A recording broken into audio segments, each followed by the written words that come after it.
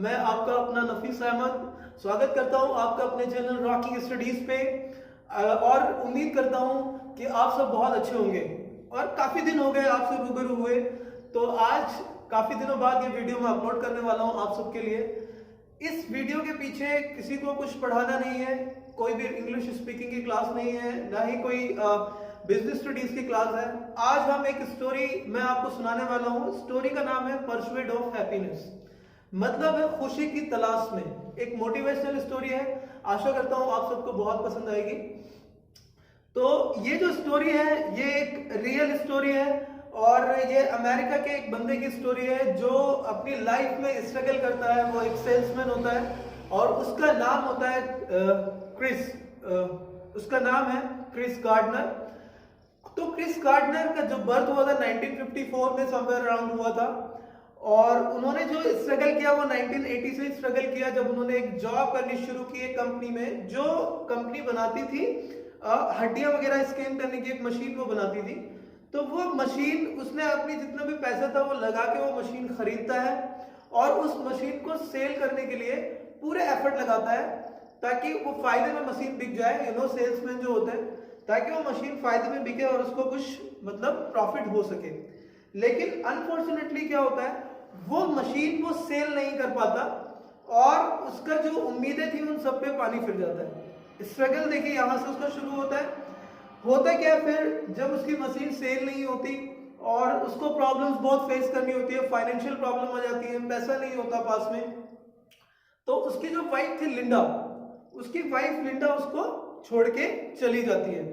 उसके पास एक छोटा सा बच्चा होता है, वो अपने बच्चे को पालने की कोशिश करता है। फिर अब जब वो बच्चे को पालता भी है और वो मशीन भी सेल करने की कोशिश करता है, तो उसे पता चलता है कि जो उसका बैंक अकाउंट था उसमें जो पैसा था, उस पैसे को बैंक वालों ने चार्ज कर लिया।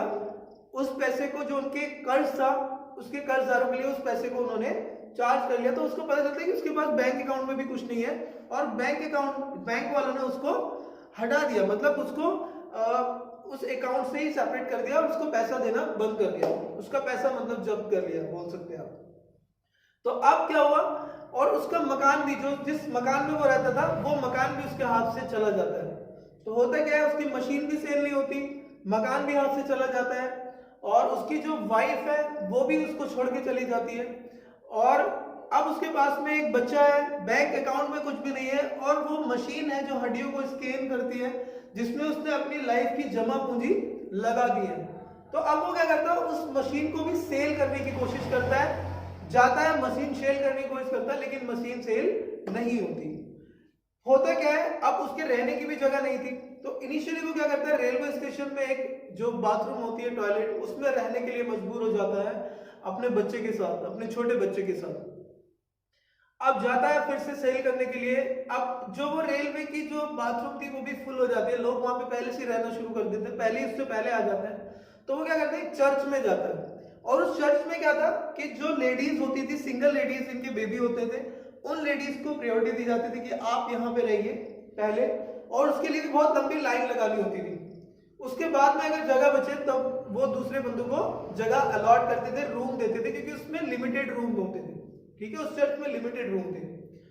अब वो उसमें आपको लाइन में लगने के लिए भी 3-4 घंटे पहले से ही लाइन में लगना होता था। तो अब क्या हुआ, जो क्रिस्टोफर गार्डनर थे उनके लिए टाइम और लिमिटेड हो गया कि भैया सुबह को जल्दी उठना है, मशीन सेल करने की कोशिश करनी है और 3-4 बजे तक वापस आके लाइन में लगना है, ताकि उनको रहने के लिए और उनके बच्चे को रहने के लिए जगह मिल जाए। एक टाइम ऐसा आता है उनके पास पैसा बिल्कुल भी नहीं बचता, खाने के लिए पैसा नहीं बचता उनके पास, जो क्रिस्टोफर गार्डनर थे।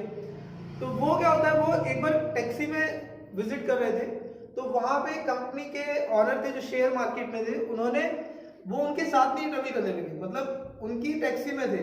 तो एक रूबी का क्यूब जो आता है, जिसको हम राउंड अप करके मिला देते हैं कलर्स को, उस रूबी के क्यूब को मिला के उन्होंने जो क्रिस्टोफर गार्डनर थे उस कंपनी के ऑनर को इम्प्रेस कर दिया और उनको एक अच्छा मौका मिला शेयर मार्केट में घुसने का।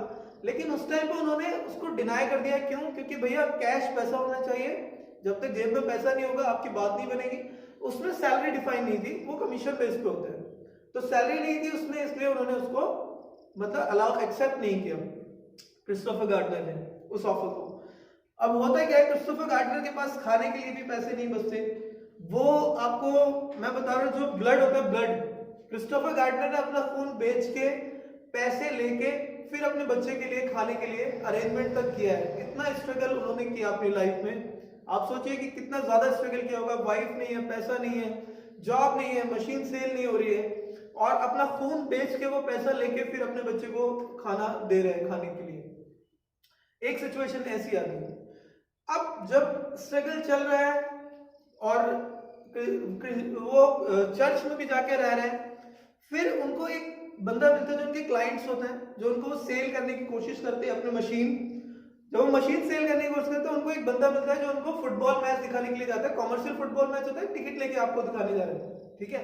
वो मैच दिखाने के लिए लेके जाते हैं, वहां पे उनसे बात होती है और वो इंटरव्यू के लिए ओके हो जाते हैं। जो मतलब जो जो कंपनी है, जो शेयर मार्केट की जो कंपनी है, उसी में वो काम करते हैं, तो उसके लिए वो इंटरव्यू के लिए ओके हो जाते हैं। एज इंटर्न वो काम करते हैं। और जब वो इंटरव्यू देने जाता है तो होता क्या, उनके कपड़े, क्योंकि बहुत दिन से स्ट्रगल कर रहे थे, कई महीनों से वो स्ट्रगल कर रहे थे, उनके कपड़े भी फटे हुए थे। ऐसे टाई वाले कपड़े नहीं थे, फटे हुए कपड़े उन्होंने पहन रखे थे और इंटरव्यू देने चले गए। अब जब वो इंटरव्यू देने जाते तो जो इंटरव्यूअर थे वो देखिए कितने अच्छे थे। उन्होंने उनके कपड़ों पे फोकस नहीं किया, उनकी क्वालिटी पे फोकस किया, और उनका उस कंपनी में फाइनली सिलेक्शन हो जाता है।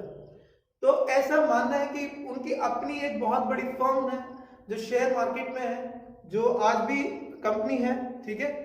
तो उसमें उन्होंने इतनी मेहनत की और एक सक्सेसफुल वो प्रूव हुए, अपने बच्चे को भी प्रूव किया उन्होंने कि हाँ देखो मैं ये कर सकता हूँ, उन्होंने किया। तो जो कहानी का जो सार था, जो एक कहानी का कहने का मतलब था, वो ये था कि आपको लाइफ में कभी भी हार नहीं माननी। देखिए क्रिस्टोफर गार्डनर ने क्या किया, वाइफ गई तब भी उन्होंने हार नहीं मानी, मकान गया हार नहीं मानी, बैंक अकाउंट का पैसा गया उन्होंने हार नहीं मानी, मशीन सेल नहीं हो रही, मशीन इवन चोरी भी हो गई थी उनकी एक बार, तो जो चोर थे उन्होंने उस मशीन को खराब कर दिया। फाइनली वो उनको मिल गई थी, फिर उन्होंने रिपेयर किया उसको, कोशिश की फिर से सेल करने की, और वो फाइनली सेल भी हो जाती है। तो मतलब कहने का ये कि उनका स्ट्रगल देखिए, मतलब खून बेच के अपने बच्चे को खाना खिला रहे हैं, और तो और वो चर्च में जाके रह रहे हैं, रेलवे स्टेशन के बाथरूम में रह रहे हैं, और आज की तारीख में क्रिस्टोफर गार्डनर अपने में एक बहुत बड़े आदमी है।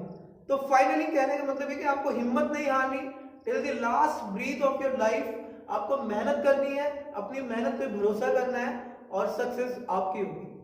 So thank you so much guys, आज के लिए यही स्टोरी थी। अगर आपको पसंद आए प्लीज कमेंट कीजिए, सजेशन दीजिए।